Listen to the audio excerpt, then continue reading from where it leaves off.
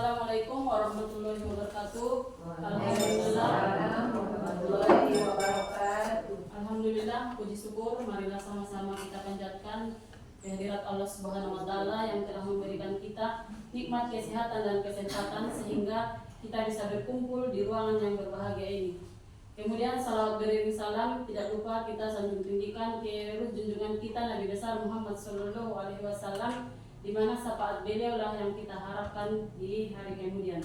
Adapun tertib acara kita pada acara Diseminasi Budaya Positif di SD Negeri 20408 Padang Sidimpuan pada hari Sabtu tanggal 24 Agustus 2024.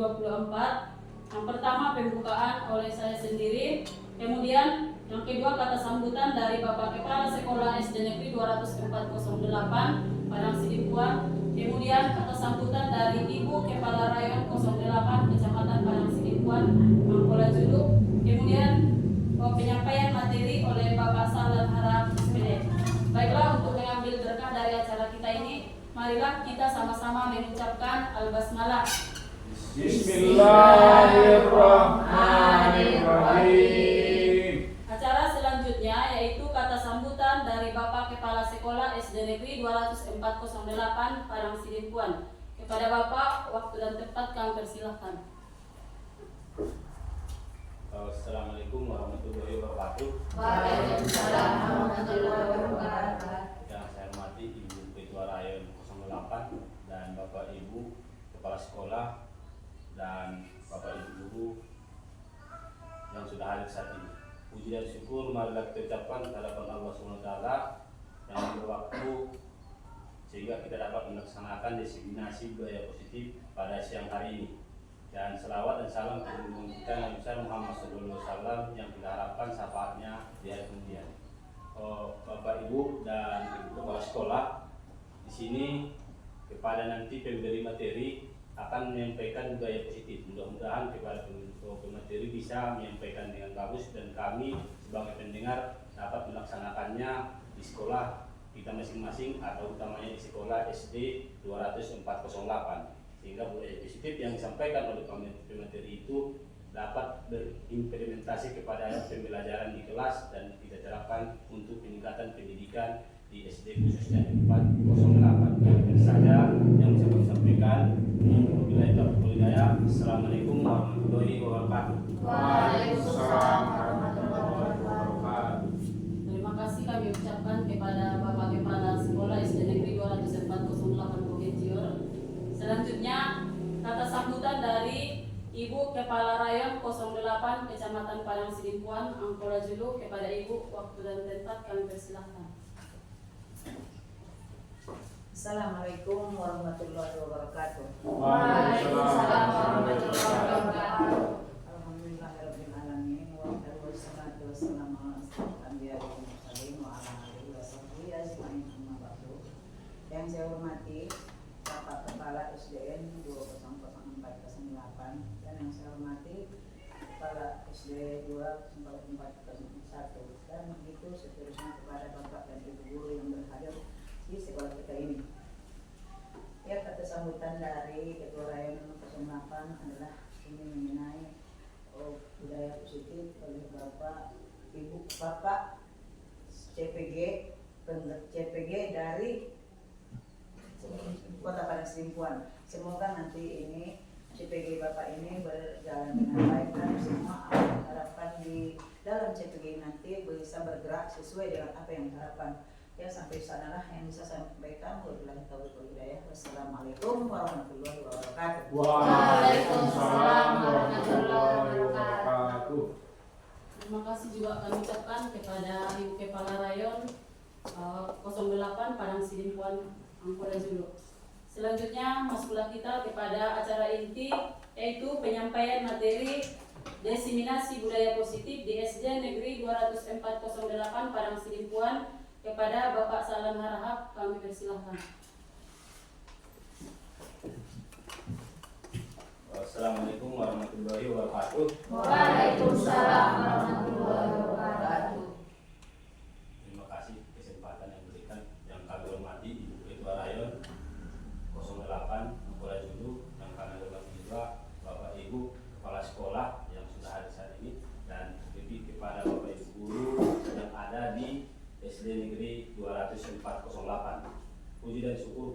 kesempatan pada siang ini diberikan waktu kepada saya untuk menyampaikan diseminasi budaya positif di SD 20408. Dan tidak lupa salam dan salam ya sampaikan di kita Nabi besar Muhammad SAW yang kita harapkan syafaatnya di hari kemudian. Bapak Ibu, sedikit di sini bahwa kami ataupun saya kenalkan dulu, saya adalah Sahlan Harahap, calon guru penggerak angkatan 11 Kota Padang Sidempuan dan bertugas di SD Negeri 20408. Di sini yang akan saya sampaikan adalah aksi nyata budaya positif. Jadi budaya positif itu adalah terwujudan daripada ataupun kebiasaan-kebiasaan, keyakinan yang universal yang kita laksanakan di sekolah. Jadi di sini ada beberapa budaya positif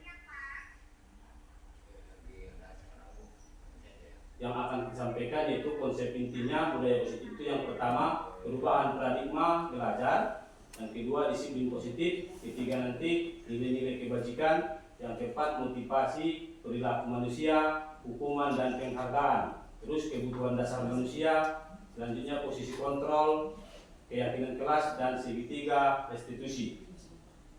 Sekarang kita mulai dengan pembelajaran dengan paradigma baru.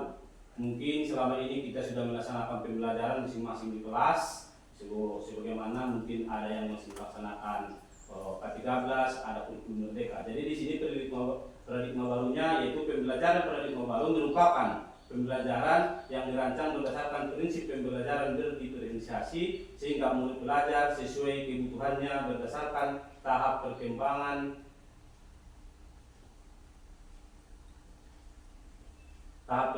sesuai teori psikologi modern untuk mewujudkan profil pelajar Pancasila. Adapun profil pelajar Pancasila itu adalah beriman, bertakwa kepada Tuhan Yang Maha Esa dan berakhlak mulia, berkebinekaan global, bergotong royong, kreatif, berpikir kritis dan mandiri. Jadi di sini ada miskonsepsi tentang teori kontrol. Mungkin kita selama ini berpendapat atau punya ilusi bahwa guru itu bisa mengontrol murid, ya. Terus kita juga berpendapat bahwa semua penguatan positif efektif dan bermanfaat. Kita juga berpendapat bahwa kritik dan membuat rasa bersalah dapat menguatkan karakter.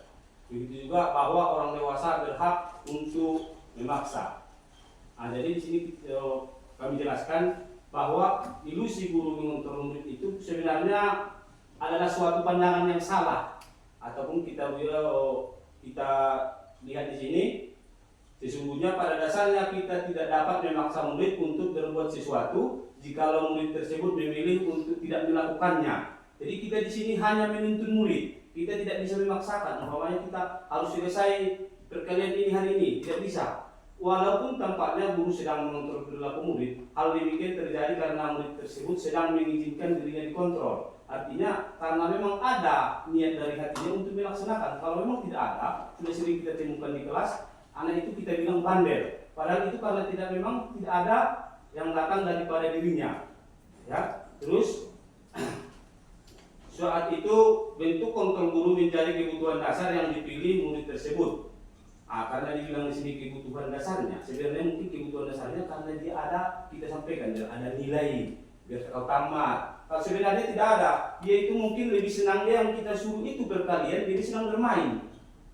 Jadi itu kira-kira pandangan kita yang selama ini salah. Teori kontrol menyatakan bahwa semua perilaku memiliki tujuan, bahkan terhadap perilaku yang salah tidak ataupun yang tidak sukai. Artinya di sini anak itu mungkin tidak permisi keluar, kita katakan salah. Padahal sesungguhnya dia ada tujuannya. Contohnya, kalau dia umpamanya nanti permisi, ditegur guru. Jadi dari situ, ilusi yang kita lihat selama ini mungkin sedikit demi sedikit akan bisa kita ubah. Bagaimana nanti bisa kita laksanakan pembelajaran yang berpihak kepada murid. Terus selanjutnya, ilusi bahwa semua penguatan positif, efektif dan bermanfaat. Penguatan positif adalah bujukan ataupun bentuk-bentuk kontrol. Selama ini mungkin kita berusaha dengan lemah lembut, membujuk, bagaimana supaya anak itu mau melaksanakan apa kira-kira yang kita inginkan. Nah, jadi itu segala usaha untuk mempengaruhi murid agar mengulangi suatu perilaku tertentu adalah suatu usaha untuk mengontrol murid. Ya, jadi kita di situ yang melaksanakan itu hanya mengontrol. Kalau yang sesungguhnya kita belum tahu bagaimana yang ada dalam hatinya, itulah yang akan kita gali.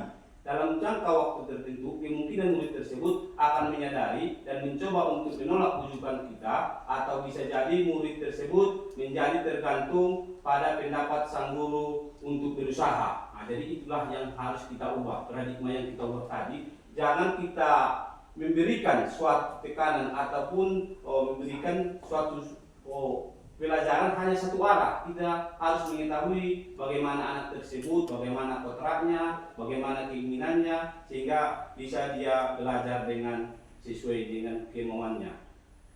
Terus ilusi bahwa kritik dan membuat orang dewasa bersalah dapat menguatkan karakter. Artinya di sini sering kita bilang, seandainya kau kerjakan ini, kau akan dapat nilai yang bagus. Nah, itu kita seolah-olah memaksa. Jadi yang seharusnya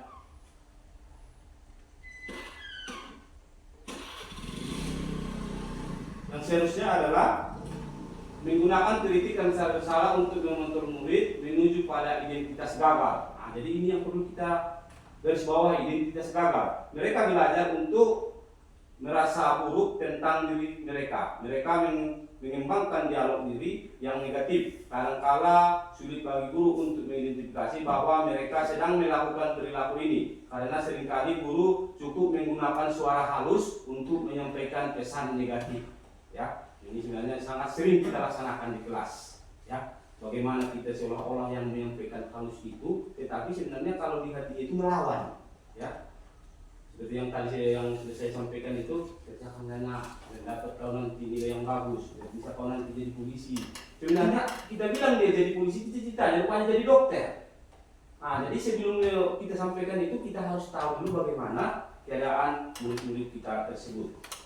Terus selanjutnya, ilusi bahwa orang dewasa memilih hak untuk memaksa. Ini yang paling sering ya, karena kita sudah menganggap sebagai guru, kita merasa bahwa kita lah yang akan menguasai anak tersebut. Padahal sebenarnya dia juga mempunyai hati dan mempunyai keinginan. Jadi di sini banyak orang dewasa yang percaya bahwa mereka memiliki tanggung jawab untuk membuat murid-murid berbuat hal tertentu.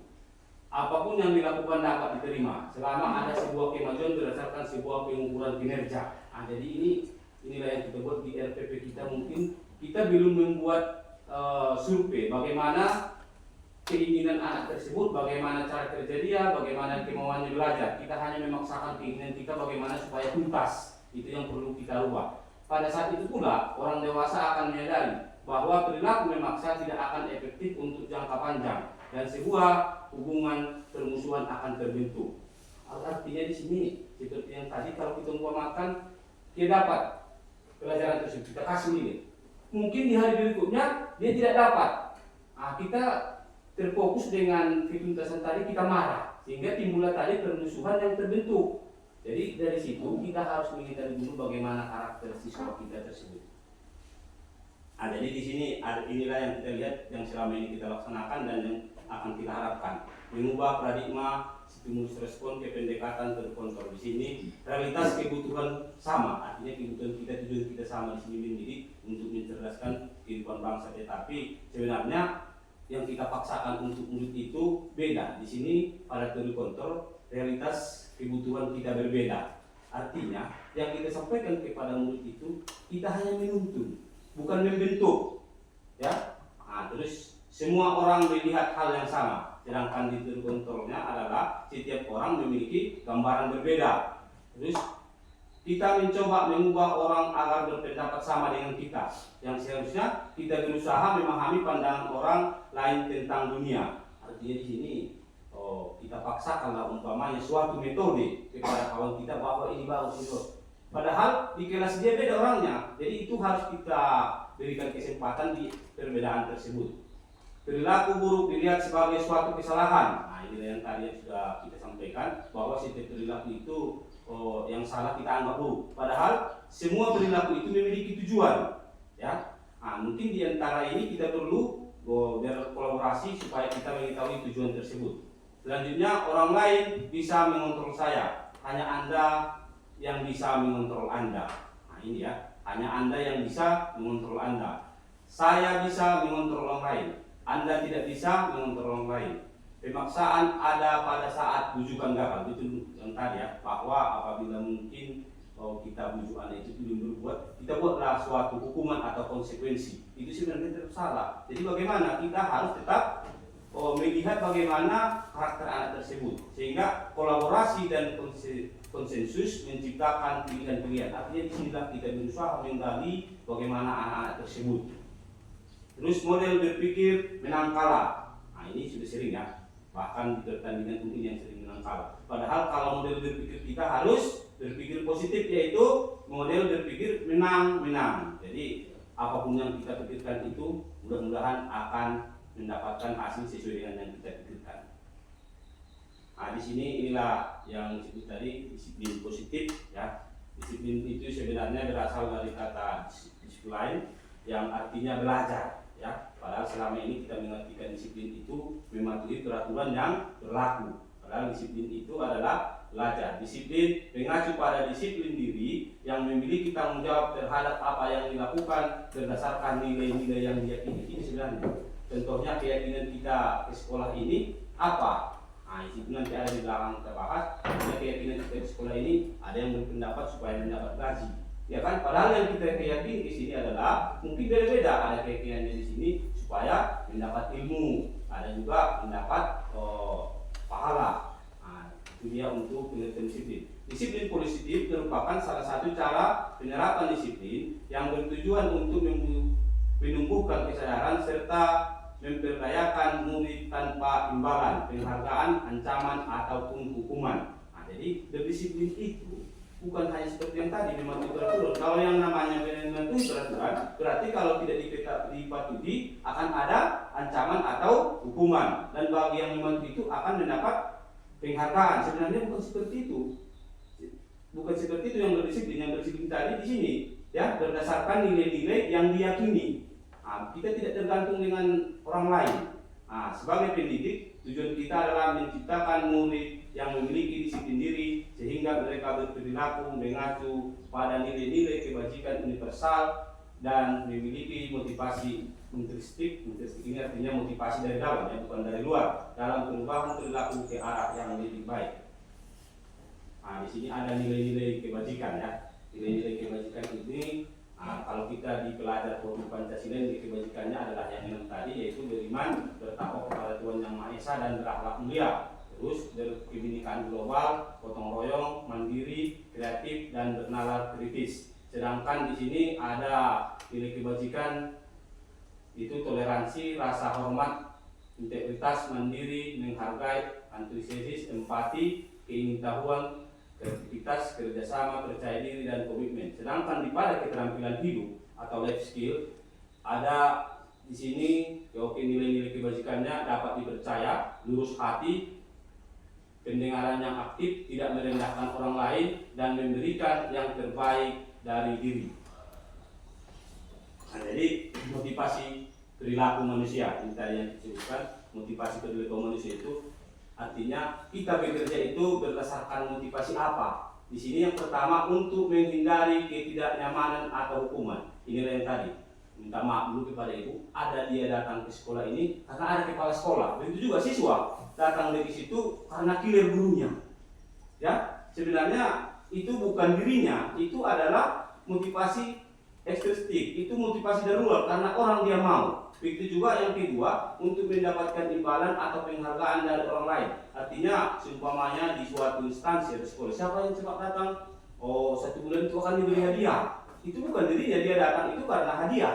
Begitu juga siswa kita itu, kita suruh cepat datang, dia hanya mengharapkan imbalan atau penghargaan. Atau mungkin karena takut dia ada hukuman dan ancaman. Ya, jadi di situ yang ketiga, ini motivasi intrinsik. Inilah motivasi yang datang dari dalam diri kita, bahwa kita mengerjakan sesuatu itu untuk menjadi orang yang mereka inginkan dan menghargai diri sendiri dengan nilai-nilai yang mereka percaya. Artinya ini yang dengan nilai-nilai yang kita percaya. Apa tadi tujuan kita? Kita lah yang tahu.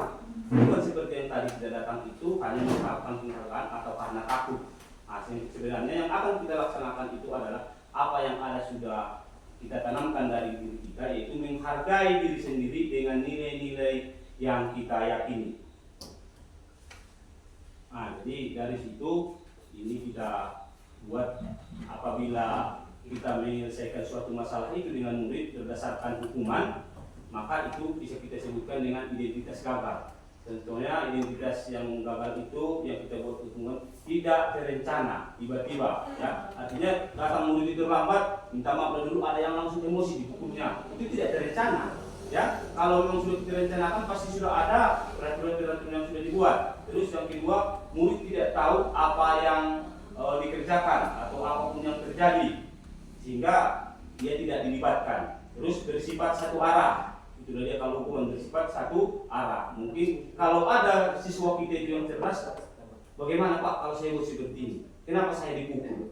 Mungkin itu bisa timbul. Tapi mungkin kalau di sekolah kita ini masih bersifat satu arah dan sifatnya adalah hukuman. Terus berupa hukuman fisik dan psikis.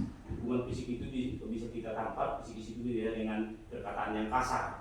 Terus untuk identitas gagal, pertama konsekuensi terencana, disepakati sesuai dengan peraturan. Artinya kalau konsekuensi bisa kita buat. Kalau besok kamu terlambat, bisa. Apakah konsekuensinya mencuci kamar mandi atau bagaimana? Murid tetap dibuat tidak nyaman, ya, tetap tidak nyaman karena dia akan fokus seperti yang tadi dengan ancaman dan hukuman. Sikap guru selalu memonitor murid. Jadi kalau sudah seperti ini, kita harus tetap monitor karena kita harus melihat umpamanya tadi yang kita buat terlambat itu harus kita lihat bagaimana siswa kita yang terlambat. Jadi yang sebenarnya adalah ini, yaitu restitusi. Proses menciptakan kondisi bagi murid untuk memperbaiki kesadaran. Ya, jadi apapun yang dilakukan itu jangan ada istilah pemaksaan, harus berasal dari kesadaran. Proses kolaborasi yang mengajarkan murid untuk mencari solusi sendiri. Di sini kolaborasi, kalau ini bisa kita katakan diskusi, ya, bagaimana murid tersebut bisa menyelesaikan masalah tersebut. Terus kita masuk ke penghargaan, ya, penghargaan sesuai yang disampaikan oleh tokoh yaitu Alfikon mengemukakan bahwa baik penghargaan maupun hukuman adalah cara-cara mengontrol perilaku seorang murid yang menghancurkan potensi untuk pembelajaran yang sesungguhnya. Jadi itu ya, baik dia hukuman, baik dia penghargaan itu sebenarnya menghancurkan karena kita seolah-olah menarik siswa dari potensi dirinya. Terus menurut Paul juga, secara ideal tindakan belajar itu sendiri adalah penghargaan. Jadi yang kita berikan dia belajar itu sebenarnya penghargaan. Kita menghargai dia bagaimana dia berbuat. Kalau umpama seperti yang tadi, dia hobi dengan pelajaran itu dengan bernyanyi, kita berikan kesempatan. Ya, dia hobi belajar itu di luar, kita beri kesempatan. Kita hanya menuntun. Terus selanjutnya dari hasil tersebut, pernyataan dari hasil pengamatannya selama ini tentang tindakan memberikan penghargaan yang nilainya sama dengan menghukum seseorang. Artinya kalau kita berikan penghargaan itu sama dengan menghukum. Artinya yang kita hukum itu seolah-olah dia selalu berharap dengan penghargaannya, bukan seperti yang tadi, yaitu kita memberikan pembelajaran. Itu dia bahwa penghargaan itu adalah merupakan suatu hukuman. Ini penghargaan tidak efektif. Sudah kita sampaikan tadi bahwa penghargaan itu tidak efektif karena suatu penghargaan adalah suatu denda bisa kita kasih ataupun peristiwa yang kita inginkan. Karena kita menginginkan seorang siswa itu, contohnya seperti yang tadi cepat datang, kita beri dia penghargaan. Atau kita ada umpamanya bapak ibu yang membuat, siapa yang lebih cepat datang, besok dikasih satu pensil. Tiba-tiba besoknya disilip oleh kawannya. Jadi yang punya penghargaan yang pertama tadi, dia istilahnya di bahasa kita di sini marbecu. Itu sebenarnya sama dengan dia adalah hukuman. Jadi penghargaan itu harus betul-betul kita rencanakan dan sebenarnya penghargaan itu tidak efektif. Hanya jika Anda melakukan hal itu, maka Anda akan mendapatkan penghargaan yang diinginkan. Jika saya mengharapkan suatu penghargaan dan tidak mendapatkannya, maka saya akan kecewa, ya. Maka saya akan kecewa dan berkecil hati. Serta kemungkinan lain, saya tidak akan berusaha sekeras sebelumnya. Jadi seperti yang tadi, karena dia tidak mendapat pensilnya lagi, besoknya tidak, takut-takutnya dia yang paling ke belakang. Jika kita memberikan seseorang suatu penghargaan untuk melakukan sesuatu, maka kita harus terus-menerus memberikan penghargaan itu jika kita ingin orang tersebut meneruskan perilaku yang kita inginkan. Orang yang berusaha berhenti merokok atau orang yang berusaha diet mengurus badannya, bila diberikan penghargaan hampir pasti tidak akan berhasil. Betul ya? Mungkin untuk bapak-bapak yang merokok di sini. Seandainya kita bilang rokok satu bungkus itu yang 20.000 diberikan aja besok jangan merokok, Pak, tidak akan bisa kita hentikan. Tapi kalau niatnya sendiri berhenti merokok, sudah banyak kita lihat itu akan berhenti sendiri. Nah, itulah penghargaan itu tidak efektif. Terus penghargaan merusak hubungan, ya. Artinya seperti yang tadi, kalau penghargaan itu kita berikan kepada siswa yang bisa atau yang lebih cepat, maka siswa yang terlambat atau yang tidak bisa, dia akan merasa cemburu, akan timbul hubungan. Bahkan kalau bahasa itu kabar pecah. Gara-gara seorang mendapat penghargaan, seorang yang lain itu tidak ada apa-apa. Nah, jadi ketika seorang diberi penghargaan atau dipuji di depan banyak, maka yang lain akan merasa iri. Dan sebagian dari mereka akan tidak menyukai orang yang diberikan penghargaan tersebut. Mungkin kalau kita tanya, kita pun akan seperti itu. Jika seorang guru sering memberikan penghargaan kepada murid-muridnya, besar kemungkinan murid-muridnya termotivasi hanya untuk menyenangkan gurunya. Mereka tidak akan bersikap jujur kepada guru tersebut. Penghargaan menciptakan persaingan di dalam kelas, dan persaingan menciptakan kecemasan. Mereka yang percaya bahwa mereka tidak memiliki kesempatan untuk mendapatkan penghargaan akan berhenti mencoba. Ya, ini sudah pasti. Biasanya yang tidak beri penghargaan juara 1, 2, 3 itu paling yang 4, 5 yang mau bersaing. Kalau juara kebelakangan itu seolah-olah dia tidak ada niat, padahal sebenarnya karena di sini yang merusak, penghargaan merusak hubungan. Selanjutnya penghargaan mengurangi kecepatan, ya. Ini sebenarnya sudah ada hubungannya dengan tadi bahwa penghargaan ini tidak tepat kita buat, karena di dalam riset ada di sini dalam sebuah percobaan, ya, bahwa penghargaan itu seperti yang tadi adalah merusak hubungan. Terus penghargaan menurunkan kualitas. Pengamatan dilakukan pada sekelompok mahasiswa yang telah kerja praktik di sebuah surat kabar, ya. Jadi ini sudah dicoba bahwa penghargaan itu menurunkan kualitas. Kenapa menurunkan kualitas? Karena hanya yang mendapat penghargaan tersebut yang akan kerja dan termotivasi, sedangkan yang tidak dapat penghargaan dia akan bekerja seperti biasa-biasa. Karena yang mendapat penghargaan itu tadi adalah dia hanya mengejar penghargaan, bukan bekerja dengan hatinya. Penghargaan mematikan kreativitas. Ini pun masih ada hubungannya dengan tadi, ya, bahwa di sini murid-murid diminta berpikir mengenali hadiah penghargaan yang bisa mereka dapatkan bila berhasil menulis sebuah puisi dengan kreativitas, ya. Jadi di sini berarti yang mendapat penghargaan tadi hanya siswa yang bisa menulis puisi, sedangkan yang tidak bisa menulis tidak akan mau berlomba, sehingga kreativitas daripada anak yang tidak mendapatkan penghargaan tersebut akan menurun. Penghargaan sebagai hukuman. Penghargaan dihukum mereka yang tidak mendapatkan penghargaan, misalnya dalam sistem ranking. Nah, ini jadi permasalahan besar ini, ya, yang sebenarnya tidak boleh lagi kita buat ranking.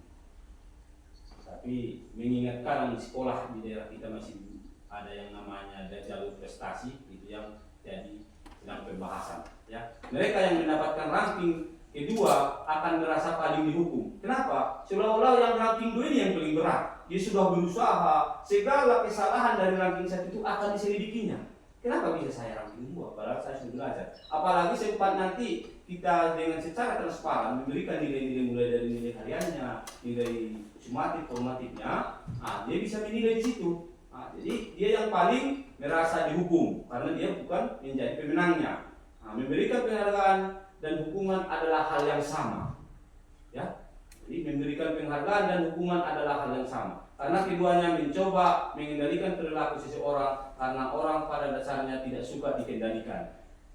Dalam jangka waktu yang lama, penghargaan akan terlihat sebagai hukuman, ya. Jadi seperti yang tadi, penghargaan itu sebagai hukuman karena yang tidak mendapat dia seolah-olah dihukum, dan yang sudah mendapat tidak mendapat lagi, dia akan patah semangat. Jika suatu penghargaan diharapkan, namun Anda tidak mendapatkannya, Anda akan merasa dihukum. Nah, jadi yang sebenarnya inilah dia motivasi dari dalam diri ataupun motivasi intrinsik. Nah, Jadi motivasi itu di sini adalah motivasi yang muncul memang betul-betul dengan nilai-nilai yang kita yakini. Di sini saat seorang anak belajar untuk pertama kali menggabungkan huruf kata-kata, ini mungkin untuk siswa kita yang kelas bawah ya, serta menyadari bahwa ia dapat membaca, timbul pijar di matanya dan sebuah senyuman di wajahnya. Anak tersebut begitu gembira bahwa ia telah mempelajari dan menguasai suatu keterampilan baru. Jadi inilah yang sebenarnya. Bukan kita karena bisa dia membaca, kita beri hadiah. Dia akan berusaha dengan menguasai dirinya sendiri. Dan disitulah saatnya dia mendapat penghargaan. Penghargaan apa? Inilah wajah anak tersebut begitu gembira bahwa ia telah mempelajari dan menguasai suatu keterampilan. Inilah penghargaan yang sesungguhnya. Kesadaran akan kemampuan bahwa dia sudah dapat membaca sesungguhnya sudah merupakan suatu penghargaan. Jika kita memberikan penghargaan kepada seorang anak pada saat dia sedang merasakan bangga dengan pencapaian sendiri, maka dia akan mengambil kegembiraan yang saat itu sedang dirasakan secara alami. Jadi nggak usah lagi sebenarnya kita berikan. Kalau kita berikan lagi penghargaan, seolah-olah menutupi penghargaan yang alami tadi, karena penghargaan yang alami adalah kemampuannya. Sama itu seperti anak yang baru berjalan ya, itu sebenarnya tidak tahu kapan dia bisa berjalannya. Mulai dari apa namanya, kalau di daerah kita ini namanya kalau katong momen ya, sampai bisa dia berjalan. Nah, jadi itu untuk penghargaan. Sekarang kita masuk ke kebutuhan dasar manusia. Kebutuhan dasar manusia adalah segala sesuatu yang kita lakukan untuk mendapatkan apa yang kita inginkan. Seluruh tindakan yang kita lakukan memiliki tujuan tertentu dan semua usaha terbaik yang kita lakukan adalah dalam rangka agar kebutuhan dasar kita terpenuhi dengan baik. Nah, jadi ini ya, kebutuhan dasar manusia. Kebutuhan dasar manusia itu ada 5 ya. Yang pertama, bertahan hidup. Ini perlu untuk kita semua. Bertahan hidup itu kita memenuhi makanan, pakaian, tempat tinggal, keamanan, dan kesehatan. Jadi ini kita hubungkan dengan pelajaran kita dulu ya. Mungkin di pagi hari kita melihat anak ini malas. Kita tidak melihat bahwa kebutuhan dasarnya rupanya belum terpenuhi. Apa kebutuhan dasarnya? Dia rupanya belum makan dari rumah. Bagaimana mau dia belajar? Ya. Yang kedua mungkin minta maaf dulu tempat tinggalnya nggak ada. Apakah mungkin pagi-pagi itu dulu minta uang kontrakannya? Dia biarpun masih SD tidak bisa menangkap hal-hal seperti itu. Atau mungkin keamanannya, apakah mungkin di keluarganya permasalahan, atau mungkin ada saudara-saudaranya yang berselisih paham dengan orang tuanya, atau mungkin dari kesehatannya. Kita melihat murid itu mungkin karena kurang sehat dia tidak semangat. Nah, jadi itulah yang pertama, kebutuhan dasar manusia itu adalah bertahan hidup. Yang kedua, kasih sayang dan rasa diterima. Rasa diterima, dipedulikan, berbagi, kerjasama menjadi bagian dalam kelompok. Nah, jadi ini termasuk kasih sayang dan rasa diterima. Contohnya sama kita pun bisa ini ya. Kita datang, umpamanya kita seolah-olah tidak diterima atau semua orang diam, tidak ada yang menyahut, itu sebenarnya suatu kebutuhan ya. Begitu juga dengan siswa kita itu. Itulah yang kita terapkan kalau bisa menyambut siswa itu di gerbang. Nah, seolah-olah kita menyambutnya itu dia merasa diterima di sekolah kita ini dan dipedulikan. Jangan dia datang pulang tidak peduli, gurunya pun tidak masuk ya. Nah, jadi rasa diterima dan dipedulikan. Terus berbagi. Bagaimana yang bisa kita berbagi dengan siswa? Kerjasama, menjadi bagian dalam kelompok. Jadi di sini untuk ibu yang masuk dan membuat pelajaran berkelompok itu kita harus melihat bagaimana karakter anak kita tersebut. Jangan karena dia memang tidak bisa memberikan pendapat kita lengkap kelompoknya. Kalau kita lengkap kita berikanlah pendampingan yang khusus. Nah, jadi itu untuk kasih sayang dan rasa diterima. Terus selanjutnya penguasaan. Penguasaan ini adalah harga diri, keinginan untuk dianggap memimpin, berprestasi, diakui dan didengar.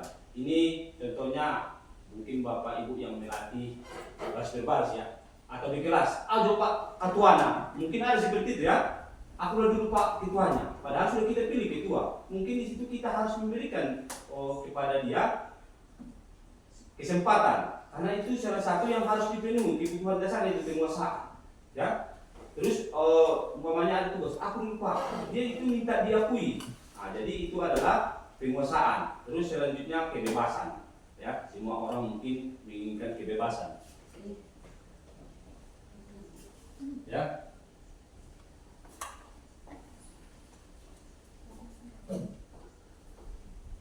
Saya lanjutkan kebebasan. Ya, di sini kebebasannya mandiri, memiliki pilihan mencoba hal baru, mampu mengendalikan arah diri. Nah, jadi ini kebebasannya ya, mandiri.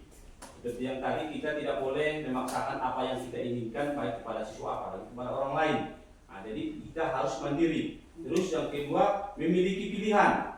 Ya, jadi untuk memiliki pilihan itu, kita bisa memberikan survei kepada anak-anak bagaimana pilihannya. Apakah dia lebih suka lebih dahulu bernyanyi baru kita belajar, atau lebih suka dia belajar di luar atau yang lain. Nah, jadi ini kita harus memberikan kebebasan karena itu merupakan kebutuhan dasarnya.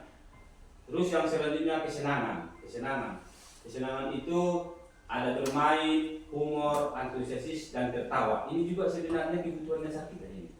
Jangan kita tidak memberikan waktu khusus untuk diri sendiri ya. Kita harus menyiapkan waktu kita untuk yang ini, kesenangan. Baik dia kesenangannya dengan cara bermain, baik kesenangannya dengan cara yang suka humor, baik dia yang suka tertawa. Jadi ada itu pepatah bilang ya, sediakan waktu tertawa karena itu musiknya jiwa. Nah, jadi di sini kita harus menyiapkan waktu itu.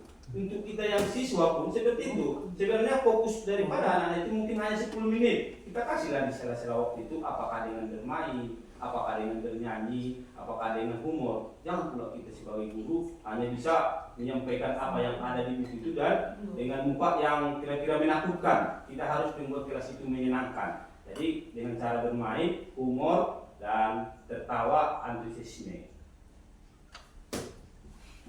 Posisi yang berikutnya adalah 5 posisi kontrol. Jadi ini di manakah kira-kira posisi kita di sini ya? Kita sebagai guru. Yang pertama penghukum, ya, bisa menggunakan fisik maupun verbal. Terus yang kedua, posisi kita adalah ini, membuat rasa bersalah, akan bersuara lemah lembut dan menggunakan keinginan membuat orang tidak nyaman, bersalah atau rendah diri. Terus selanjutnya bisa kita posisikan teman. Siswa itu bisa kita posisikan sebagai teman ya. Tindakan kita sebagai teman tidak akan menyakiti murid, akan tetapi mengontrol melalui persuasif. Posisi teman bisa negatif atau positif ya. Bisa itu kita mengajaknya, ayolah kerjakan, nanti kalau kerjakan akan tukar sama makanan. Jadi itu sebenarnya bisa negatif, bisa positif. Nah, jadi itu untuk teman. Terus memantau berarti mengawasi berdasarkan peraturan-peraturan dan konsekuensi ya. Memantau tadi adalah dengan mengawasi. Ini sebenarnya kurang bagus ini ya, karena dia akan mematuhi karena adanya peraturan dan konsekuensi. Dan yang terakhir adalah sebagai manajer ya. Sebagai manajer ini memperlakukan siswa untuk bertanggung jawab ya. Perilakunya mendukung murid agar dapat menemukan solusi agar permasalahan sendiri bisa diselesaikan dan bertanggung jawab. Nah, jadi di sini contoh-contoh yang bisa kita terapkan. Ini ada kasusnya, mungkin ini akan kita alami bersama. Contoh penerapan 5 posisi kontrol. Kasusnya siswa tidak memakai atribut lengkap saat upacara bendera. Ini pasti kita temukan. Ya, yang pertama kalau penghukum itu akan berkata hormat bendera selama 1 jam. Itu dia posisi kita. Kalau itu yang kita sampaikan, berarti posisi kita di situ adalah sebagai penghukum. Terus yang kedua, pembuat rasa bersalah. Pembuat rasa bersalah akan berkata berapa kali Bapak Ibu harus memberitahumu, kamu selalu saja mengecewakan Bapak Ibu. Nah, jadi memang kita pelannya kita ngomong, tetapi dia seolah-olah merasa bersalah. Terus kalau untuk teman, kalau posisi kita sebagai teman, ayo dong ikuti aturan sekolah, tolong bantu Bapak Ibu ya sekali ini. Sudah tidak apa-apa, lain kali jangan sampai berbuat seperti ini lagi. Nah, ini yang kita bilang, ada posisi positifnya dan ada posisi negatif. Terus kalau pada posisi kita sebagai pemantau, kamu sudah melanggar peraturan sekolah, kamu tahu konsekuensinya. Setelah upacara kamu beli atribut koperasi dan jangan diulangi lagi. Nah, jadi ini kalau dia seorang pemantau. Dan yang terakhirnya kalau dia seorang manajer, nah, apakah kamu tahu kesalahanmu? Nah, kira-kira bagaimana kamu memperbaiki kesalahanmu? Jadi kalau kita sebagai seorang manajer, kita tidak mengarahkan dia membeli, kita mengarahkan sifatnya aja. Apakah kamu, apa kesalahanmu? Dia akan mengaku sendiri apa kesalahannya. Terus kira-kira bagaimana kamu memperbaiki kesalahanmu? Nah, Nah, jadi kalau kita bilang kira-kira bagaimana, mungkin akan ada jawaban-jawaban yang positif. Mungkin seperti yang tadi akan dibeli nanti operasi atau akan saya lihat besok. Nah, jadi sekarang di sini di mana kira-kira posisi oleh Bapak Ibu guru? Apakah sebagai penghukum, apakah sebagai pembuat rasa bersalah, atau sebagai teman, atau sebagai pemantau, atau sebagai manajer bagi siswa kita? Di mana kira-kira? Atau ada Bapak Ibu guru yang nomor 2. nomor 2 pembuat rasa bersalah? Nah, berarti Bapak Daulay sudah jujur, yang nomor 2. Jadi di sini bisa semua, atau hampir semua ini kita pakai sebenarnya. Ya, penghukum ini mungkin sudah pasti tidak lengkap format bendera. Terus yang kedua merasa bersalah sebagai teman, pemantau. Nah, jadi dari 5 penerapan posisi kita ini yang sebagusnya kita adalah di posisi sebagai manajer, ya. Ya, jadi kalau kita sebagai manajer seolah-olah kita mengkorek atau mengambil nilai-nilai yang ada pada siswa. Dia akan berkata bagaimana dengan jujurnya. Apa kamu tahu kesalahanmu? Dia pasti sampaikannya apa kesalahannya. Bukan langsung kita bilang karena kau tidak lengkap atribut, silakan berdiri. Nah, jadi ini dia yang menyampaikan.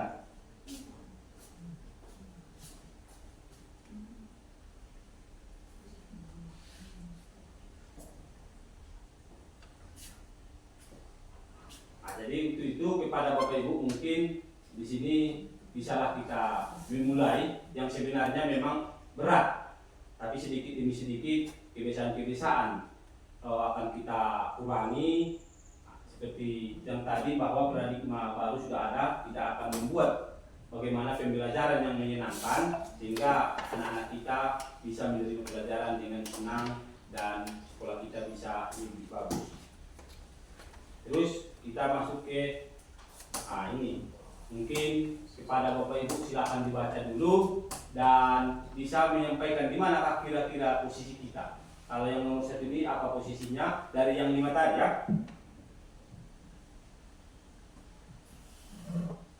Nah, dari sini apakah kita sebagai penghukum, apakah kita sebagai pembuat rasa bersalah, apakah kita sebagai teman, apakah pemantau atau manajer. Jadi kalau yang pertama, saya sangat kecewa dengan di mana kira-kira posisi kita sehingga kita berkata seperti ini.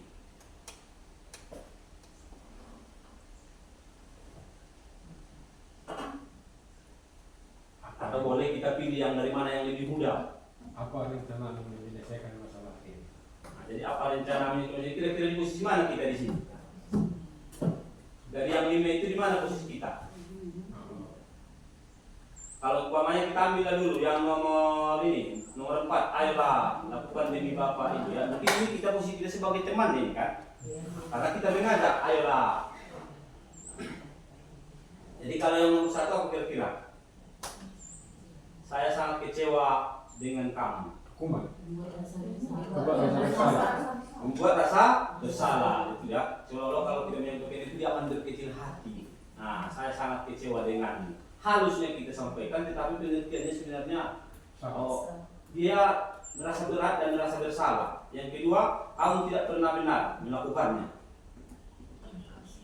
Kamu tidak pernah benar melakukannya.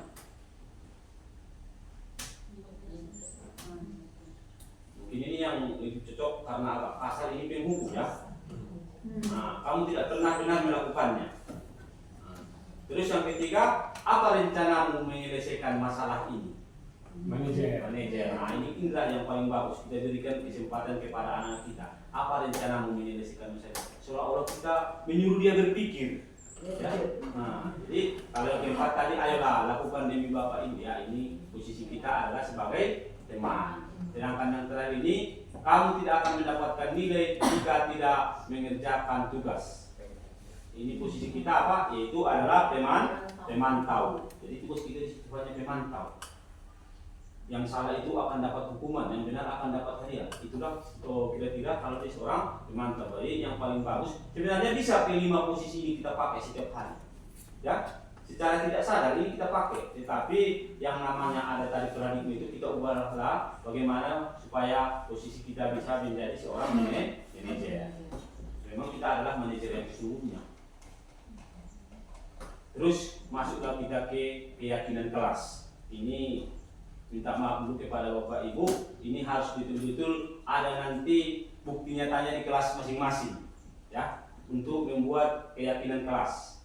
Nah, jadi di keyakinan kelas itu sebenarnya saya sering masuk ke dalam kelasnya, sudah ada yang membuat tetapi masih dengan kata-kata peraturan kelas. Nah, jadi itu akan kita ubah menjadi keyakinan kelas. Di sini mengapa keyakinan kelas? Mengapa bukan peraturan kelas? Mungkin Bapak Ibu juga harus bertanya seperti itu karena di kelas sudah ada yang membuat peraturan kelas. Jadi kalau yang biasanya kalau dia peraturan kelas itu adalah dibuat oleh Bapak Ibu guru kan? Itu yang membuat adalah Bapak Ibu guru. Sedangkan kalau yang namanya keyakinan kelas itu dibuat oleh Bapak siswa, kita hanya mengontrol. Siswa itu yang membuatnya. Apa yang diyakininya? Contohnya yang diyakininya, dia tidak akan terlambat. Saya tidak akan terlambat. Nah, jadi untuk membuat keyakinan kelas itu nanti ada tahapan-tahapannya. Nah, ini pembentukan keyakinan kelas. Ya, keyakinan kelas bersifat lebih abstrak daripada peraturan yang lebih rinci dan konkret. Nah, jadi dia lebih nyata kalau dia keyakinan. Karena kita menentukan itu adalah dari pendapat murid-murid kita. Terus keyakinan kelas berupa pernyataan-pernyataan universal. Universal ini artinya menyeluruh. Ya, contohnya hadir di sekolah 15 menit sebelum bel. Itu menyeluruh, siapapun yang membaca itu akan merasa ikut. Contohnya kalau secara umum, ya, lampu merah itu kan universal, itu menyeluruh. Tidak ada umpamanya kita ke Medan, lampu merahnya itu tetap kita ikut. Bukan untuk orang Medan lampu merah yang di Medan. Nah, jadi itu artinya universal, menyeluruh, tidak memandang agama, tidak memandang kelas, ya. Terus pernyataan keyakinan kelas senantiasa dibuat dalam bentuk positif. Di sini tidak ada lagi kata negatif. Contohnya tidak boleh buang sampah sembarangan, itu tidak boleh lagi kita buat, tidak ada boleh ada kata-kata tidak. Jadi itu bisa kita ubah nanti dengan buanglah sampah pada tempatnya. Nah, terus keyakinan kelas hendaknya tidak terlalu banyak sehingga mudah diingatkan dan dipahami oleh semua warga kelas. Selanjutnya keyakinan kelas sebaiknya sesuatu yang dapat diterapkan di lingkungan tersebut, ya. Jadi keyakinan kelas itu sebenarnya itu kita rumuskan atau kita buat itu di dalam kelas, ya. Nah, tapi mungkin lain kelas lain keyakinannya ataupun yang selama ini Bapak Ibu buat peraturannya, lain kelas lain peraturannya, tetapi itu akan kita ubah menjadi keyakinan kelas. Semua warga kelas hendaknya ikut berkontribusi dalam pembuatan keyakinan kelas lewat kegiatan curah pendapat. Jadi ini semua siswa harus kita minta pendapat apa yang dia yakini bisa dia laksanakan, sehingga dia tidak merasa terpaksa dengan yang kita buat keyakinan tersebut. Bersedia meninjau kembali keyakinan kelas dari waktu ke waktu. Nah, jadi keyakinan kelas ini mungkin bisa kita berlakukan hanya 1 semester atau mungkin hanya 3 bulan. Ini bisa kita tinjau kembali. Nah, jadi di sini prosedur ataupun langkah-langkah pembentukan keyakinan kelas, ya. Jadi yang pertama adalah mempersilahkan warga kelas ataupun murid sekolah untuk bercurah pendapat. Artinya ini bisa kita laksanakan. Nah, kalau ada waktu sebenarnya di sini pun kita buat, kita kasih sama siswa ataupun murid kita kertas satu orang, di situ dituliskannya atau dicurahkannya apa yang ada di hatinya ataupun pendapatnya. Dan yang kedua yaitu adalah melibatkan semua masukan-masukan. Jadi setelah kita berikan tadi kesempatan kepada murid-murid kita untuk menuliskan, nah, baru kita kumpulkan, ya. Setelah kita kumpulkan, baru kita tuliskan, ya, supaya tahu bahwa semuanya terlibat. Kalau umpamanya di papan tulis siswa kita 20 orang, kita tuliskan curah pendapat yang 20 orang itu. Biarpun tidak ditulis namanya, kalau bila perlu tulis namanya nggak apa-apa. Tapi sebagian siswa kita ada yang tidak percaya ditulis namanya, langsung aja kita tuliskan. Kalau ada umpamanya yang di situ tidak boleh makan saat belajar, harus kita tuliskan di papan tulis itu semua. Terus kalimatnya harus kalimat yang positif, tidak boleh kalimat yang negatif, ya. Tadi sudah kita kumpulkan, ya, baru kita tuliskan di papan tulis, baru kita lihat, ditinjau kembali daftar curah pendapat. Kita lihatlah umpamanya dari siswa yang 20 tadi, mana kira-kira yang bisa kita masukkan atau mungkin ada yang sama. Ya, kalau ada yang sama itu hanya sekali kita buat. Nah, terus setelah itu baru kita tuliskanlah atau kita rumuskan keyakinan kelas yang sudah kita kumpulkan tadi. Nah, setelah kita rumuskan, ditinjau lagi kembali, ditanya lagi kembali kepada siswa, apakah ini sudah betul, apakah ini sudah pas, apakah ini sudah bisa kita yakini. Nah, jadi itulah cara-cara merumuskan keyakinan kelas. Tidak boleh lagi kita sebagai guru membuat aturan di kelas itu tanpa ada surat pendapat ataupun keyakinan dari siswa kita semua di dalam kelas. Jadi kalau yang namanya keyakinan itu sudah pasti kuat. Kenapa? Karena itu kita hasilkan dari kesepakatan, kita hasilkan dari surat pendapat. Jadi tidak ada lagi yang keberatan dengan keyakinan-keyakinan yang kita buat di dalam kelas. Kalau sudah ada keyakinan dalam kelas, mungkin apa yang sudah dilanggar anak-anak, kalau sudah ada di situ hadir 15 menit atau kita buat jam yang umpamanya hari 7.30, dia hadir umpamanya 7.40, kita tidak perlu lagi menegur, langsung aja sampaikan keyakinan kelas apa yang sudah dilanggar. Nah, jadi tidak usah kita harus menunggu menghormat bendera.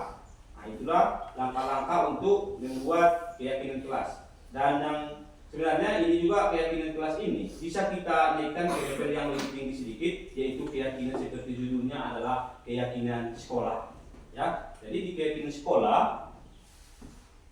kita juga bisa membuat keyakinan-keyakinan dengan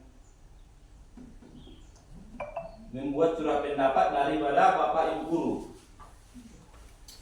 Kita stop non berapa.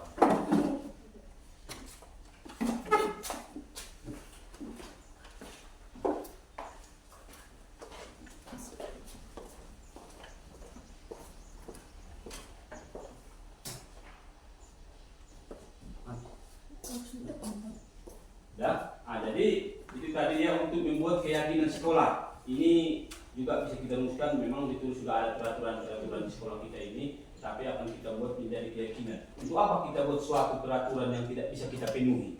Ya, kalau memang namanya keyakinan itu kita betul-betul sudah yakin dari diri kita bisa melaksanakan.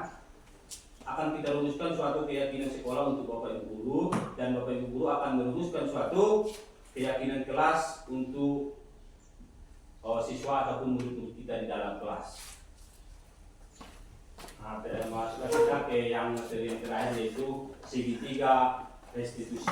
Segitiga restitusi itu adalah suatu proses dialog yang dijalankan oleh guru agar dapat menghasilkan murid yang mandiri dan bertanggung jawab. Artinya, apabila ada anak kita yang melakukan suatu kesalahan, kita bisa menyelesaikannya dengan metode ataupun cara segitiga restitusi. Bagaimana segitiga restitusi itu? Nah, kita lihat bagaimana menyelesaikan segitiga restitusi. Di dalam segitiga restitusi ada 3 langkah yang akan kita buat. Yang pertama menstabilkan identitas, yang kedua nanti validasi tindakan yang salah, dan yang ketiga menanyakan keyakinan. Ya, nah, jadi kita lihat dulu untuk menstabilkan identitas, ya, kita bisa berkata kepada siswa kita itu yang berbuat salah. Ini bisa kita ambil dari suatu contoh untuk siswa kita yang terlambat, ya. Yang pertama, berbuat salah itu wajar. Artinya kita memberikan ataupun menstabilkan identitasnya, rasa takutnya itu hilang, ya. Ini sebenarnya sudah kita buat, ya. Mungkin entah siapa kemarin yang membantu, tapi Bu Jureda, ini langsung saya peragakan di sekolah kita. Kalau sempat nanti kita putar videonya, merupakan aksi nyata kami waktu belajar ini. Nah, jadi berbuat salah itu wajar, itu mungkin bisa kita katakan kepada siswa kita yang terlambat tadi. Terus tidak ada manusia yang sempurna, ya. Karena kalau sudah kita pun seandainya yang berbuat salah, kalau ada sudah berkata tidak ada manusia yang sempurna, seolah kesalahan kita itu hilang, ya. Nah, terus Bapak Ibu juga pernah melakukan kesalahan seperti itu. Dia akan merasa yakin nanti menyampaikan apa kesalahannya. Kita bisa menyelesaikan ini. Nah, jadi dia tidak ada berpikir kalau saya dikerjakan ini nanti saya akan dihukum. Jadi di sini kata-katanya menyelesaikan. Kalau ada yang kata-kata selesai berarti seolah-olah tidak ada hukuman atau konsekuensi. Terus Bapak Ibu tidak tertarik mencari siapa yang salah. Ini kata-kata ini yang cocok untuk siswa kita yang sering bertengkar. Ya, kalau yang terlambat memang enggak. Di sini yang cocoknya ini adalah untuk siswa kita yang sering bertengkar. Apakah bertengkar karena mencontek, apakah bertengkar karena makanan. Nah, terus ada juga kamu berhak merasa begitu. Ini yang cocoknya untuk yang bertengkar tadi yang tersakiti, ya. Kamu berhak merasa begitu. Tetapi tujuan kita bukan untuk memperbesar masalah, hanya untuk membuat keyakinan dia ataupun menstabilkan identitasnya. Terus, apakah kamu sedang menjadi teman yang baik buat dirimu sendiri? Artinya, apakah yang diperbuatnya itu memang dari hatinya atau memang karena terpaksa? Jadi itu akan kita dapatkan nanti di langkah kedua, ya.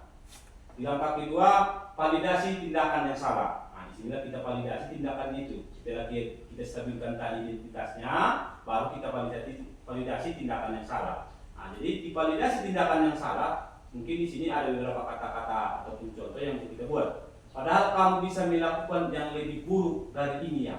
Nah, terus kamu pasti punya alasan mengapa melakukan itu. Tadi kalau sudah kita bilang semua orang pasti bersalah. Nah, dia sudah orang yakin karena dia sudah merasa dekat dengan kita sebagai gurunya. Jadi di sini kita menyusuki untuk validasi tindakannya. Kamu pasti punya alasan mengapa melakukan hal itu. Pasti akan keluar kata-kata yang sesungguhnya.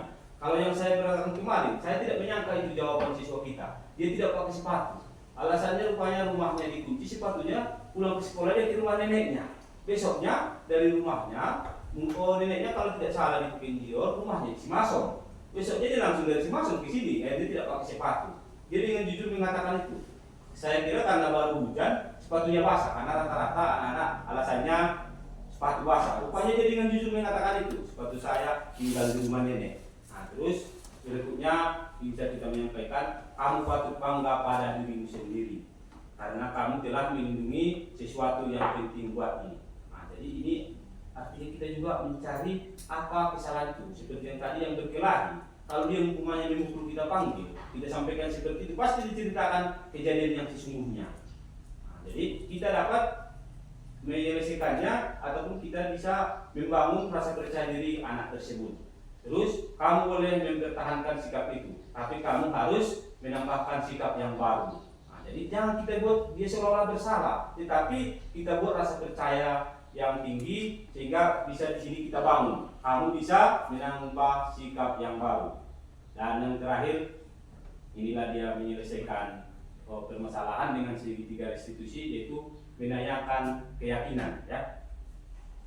Apa yang kita percaya sebagai kelas atau keluarga, ini kita bilang tadi kalau di berkelahi sudah ada di kelas kita itu keyakinan kelas mana yang kau langgar.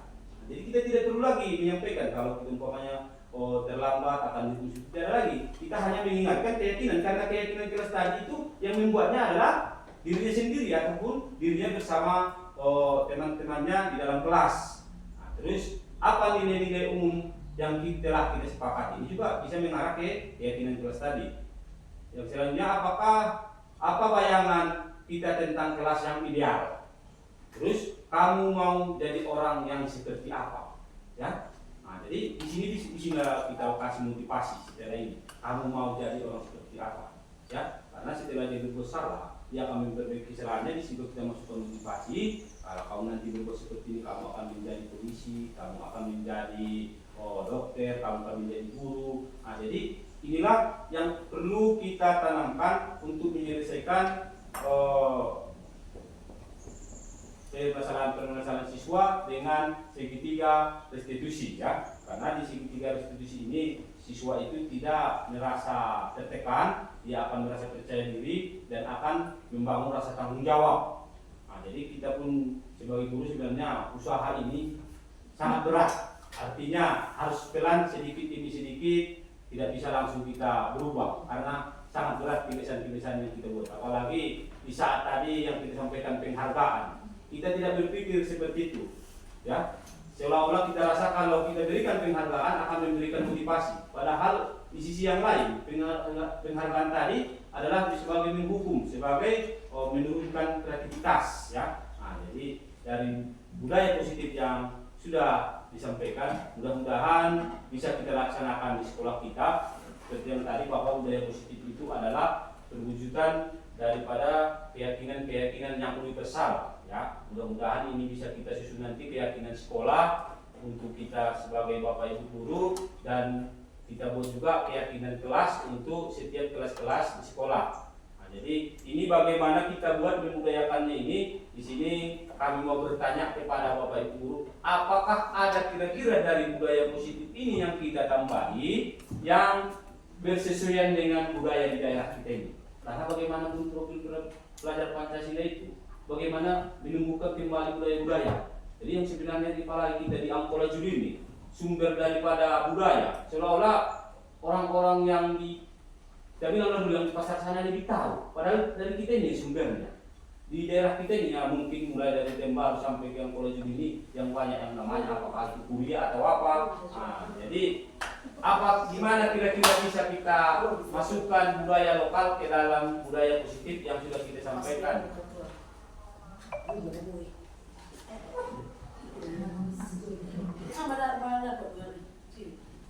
Lanjut.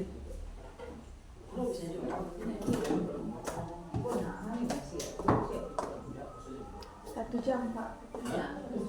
Nah, mungkin seperti yang tadi budaya positif ini bisa kita usulkan ataupun kita jalankan di sekolah kita ini, dan mudah-mudahan kepada Bapak Ibu guru mendapatkan suatu pencerahan. Ini contohnya di bawah. Nah, jadi seperti yang tadi kalau masih ada yang mau berpendapat contoh budaya positif yang bisa kita masukkan dalam kita ini, nah, boleh pertemuan berikutnya kita sampaikan ya, ataupun kita diskusikan, kita bisa berkolaborasi. Dan di sini kami dari calon guru penggerak sangat mengharapkan supaya kita bisa itu tergerak, bergerak dan menggerakkan ya. Demikian saja, mudah-mudahan apa yang sudah kami sampaikan tidak menyalahi, dan apapun perkataan kami kalau ada yang salah kami minta maaf. Demikian, wabillahi taufiq wal hidayah. Assalamualaikum warahmatullahi wabarakatuh.